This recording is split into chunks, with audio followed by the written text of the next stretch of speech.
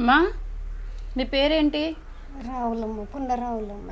అవునా? నా బిడ్డను పూట కూడా మేడం పెట్టిన మేడం చచ్చిపోయింది. నా బిడ్డ పెళ్ళి అయినాక కొడుకు అయ్యిండు.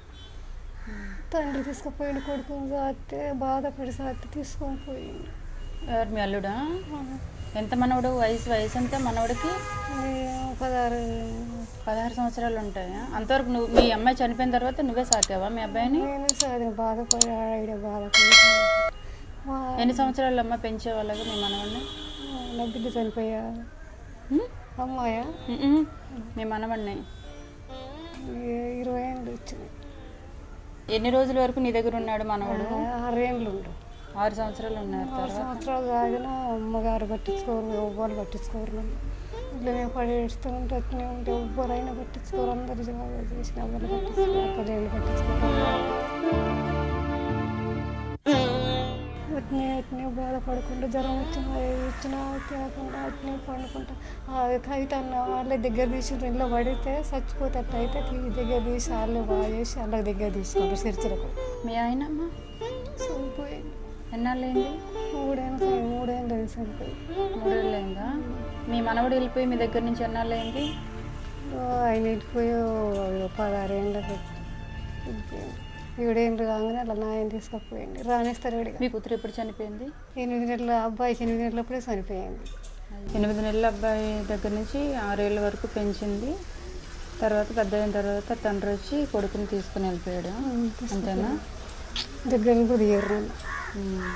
ఒక్కదాన్ని అయిపోయింది. ఇలా జ్వరం వచ్చి ఇల్లంతా కురిసిద్ది మేడం. బాత్రూమ్ లేదు, లాట్రూమ్ లేదు. స్నానం చేస్తానికి ఒక చీర, పాత చీర అడ్డం వేసుకుని స్నానం చేస్తారు.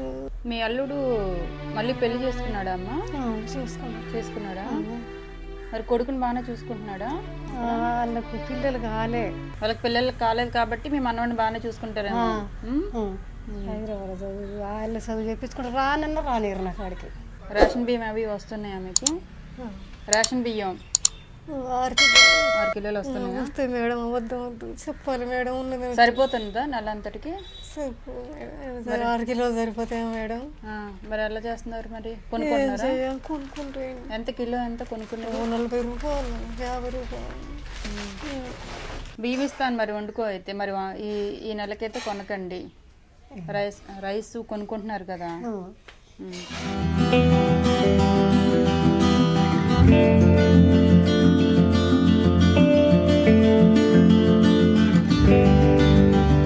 అమ్మా ఇదిగో ఇది బెడ్షీటు, దుప్పటి ఇది చీరమ్మా. ఓకే అమ్మా, అంత రేషను సరేనా?